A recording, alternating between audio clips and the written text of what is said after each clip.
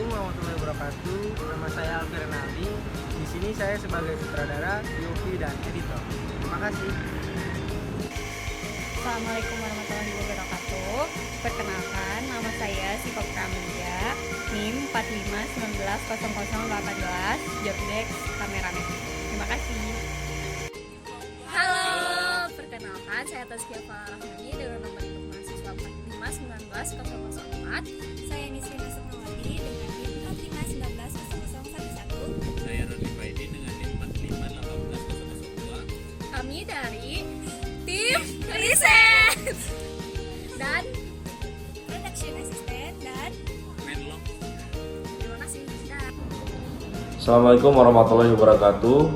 Perkenalkan, saya Ivan Firmansyah dengan nomor NIM 451900 dan job desk saya di sini sebagai riset festival dan riset soal Tarawangsa.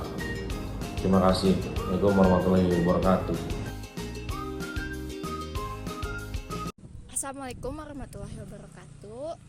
Kami dari kelompok Akar Film akan menjelaskan mengenai proyek kami, yaitu dokumenter Tarawangsa dimulai dari latar belakang.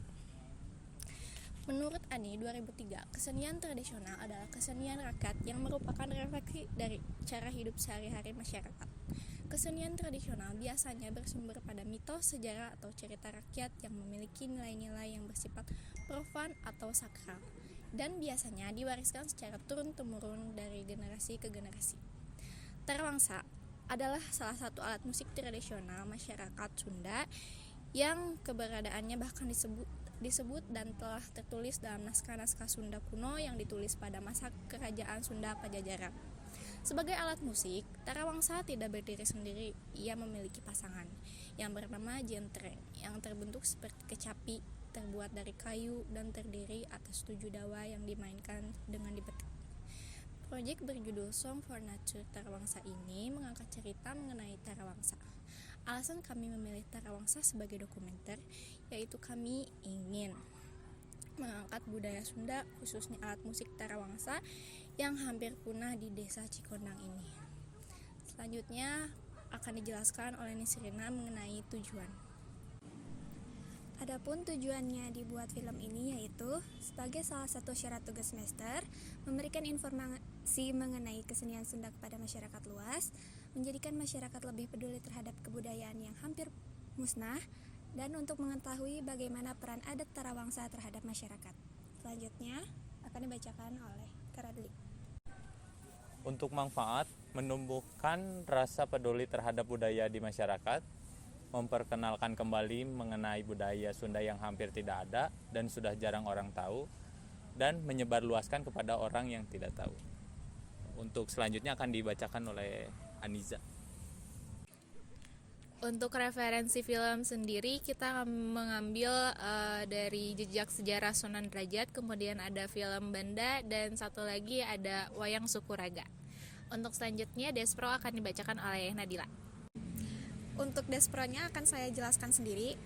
Kategori proyeknya itu PH Akar Film, medianya film, format proyek dokumenter, judul program Song for Nature Tarawangsa, durasi programnya itu kurang lebih 15 menit, target audiensnya remaja kisaran usia 13-17 tahun, dewasa 18-35 tahun, dan orang tua 36 ke atas. Untuk jenis kelaminnya itu laki-laki dan perempuan. Karakteristik proyek: setiap adegan dalam dokumenter ini merupakan kejadian yang sebenarnya dan yang dituturkan dalam film berdasarkan peristiwa nyata. Selanjutnya akan dilanjutkan oleh Salwa. Selanjutnya ada lembar kerja produksi. Dalam lembar kerja ini kami akan melampirkan melalui cuplikan video selanjutnya.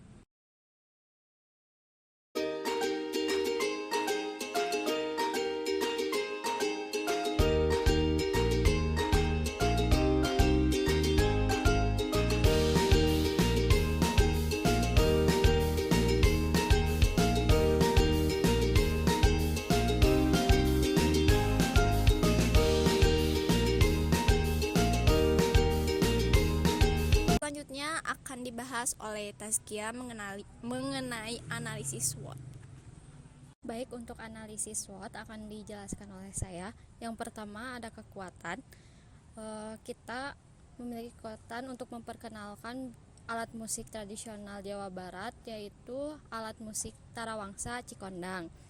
Lalu perizinan tempat yang sangat mudah. Untuk kelemahannya, kita kurang matang dalam produksian karena pada saat waktu riset ke waktu syuting itu berdekatan, yang mengharuskan kita mengambil footage saat panen-panen itu tidak setiap hari karena di waktu tertentu saja. Jadi saat kita diberitahukan akan ada panen 2 hari ke depan, kita harus siap untuk melakukan syuting. Lalu ada ancaman cuaca yang tidak menentu membuat kita menjadi penghambat saat melakukan wawancara dan pengambilan footage. Lalu ada peluang film dokumenter kita dapat dikenal oleh masyarakat luas maupun luar. Terima kasih. Selanjutnya akan dibahas oleh Salwa. Selanjutnya, untuk penutupan dan kesimpulan akan saya bacakan.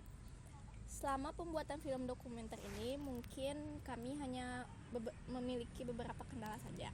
Salah satunya yaitu perubahan cuaca yang signifikan membuat pengambilan footage hanya sedikit.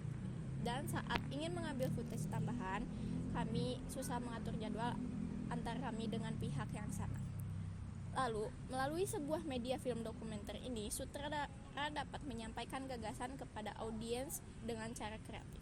Sebuah fakta disampaikan melalui cerita yang menarik dengan sudut pandang yang berbeda. Dapat menjadi cerminan penonton tentang berbagai hal-hal kecil yang ada di sekitar, namun memiliki sebuah makna yang besar. Terima kasih.